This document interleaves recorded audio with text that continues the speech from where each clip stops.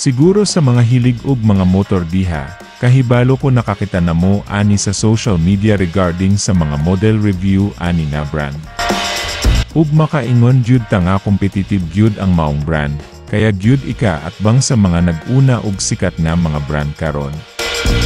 Labi na sa presyo niini, nga makaingon tang mahalon pud, ug mga naay kaya ra jud ang makapalit niini. Kumusta mga kabisdak, bagong video na usab na ato ang pagalantawon karon, ato ang tukyon ang bago na usab nga motorcycle brand nga nisulod dinhi sa atong nasud, ang FKM motorcycle.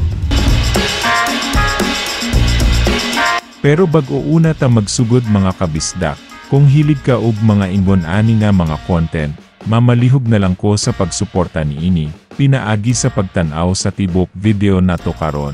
Ug ayaw usab kalimot sa pagpindot sa subscribe button of notification bell, para mapahibalo tika kung naakoy bagong video nga i-upload, ug mamalihog na lang sad ko, sa pag-like, ug pag-share ining video nato karon. Para daghan pud ang makakita niini, daghang salamat.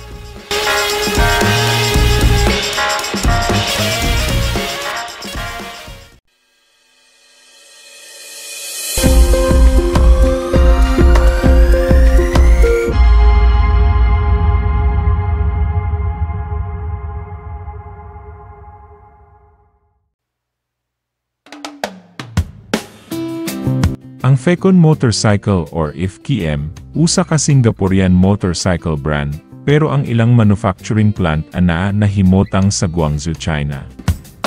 Ug sila nakig-collab sa usa ka sikat nga Italian motorcycle brand nga mao ang MV Agusta. Mao nang makita gyud nato ang kalidad sa ilang mga produkto nga mahalon gyud, ug kaya gyud ika-atbang sa mga sikat nga mga brand labi na sa Big 4 Japanese brand. Ug sila nag-distribute globally ug syempre apil na atong nasud.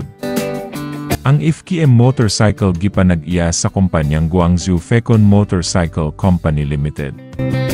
Sila namuhat og mga motorsiklo sama sa dirt bike, scooter, cub og mga motorcycle engine. Ug kini gisugdan sa ilang founder nga mao si Sir Food. Abi ninyo mga kabisdak ang identity sa maong founder, wala kaayo na open sa publiko og kinsa jud siya og taga-asa kini siya, basta maura jud na ang mugawa sa akong pagmarites niini. So kung naamoy nahibawan pa, pwede pud ninyo i-share sa atong comment section. Sa akong pangmarites pa niini, wala jud ko'y nakuha nga info og kanusa ni nagsugod ang maong kumpanya. Pero nakasulod ni sila sa Philippine market kaniadto pang November 29, 2023, og ang una nilang modelo nga ilang gi-introduce atong panahona ang FKM MTX 150 na usa ka scooter bike. Ug nagkantidad kini og 139,000 pesos. Ug nagsunod niini ang uban pang popular nga mga modelo nila sama sa FKM Venture 150, FKM Victorino 250i, og ang FKM Slick 400. Kamu mga kabisdak, nakauyon ka ba sa ilang mga produkto? Bisitaha lang ang ilang website, ako lang unyang ibutang sa description box, og para malocate nimo ang ilang mga branches na diindol pud nimo. Kaysa pagkatinuod lang mga kabisdak, wala pagyud ni naabot diri sa among lugar.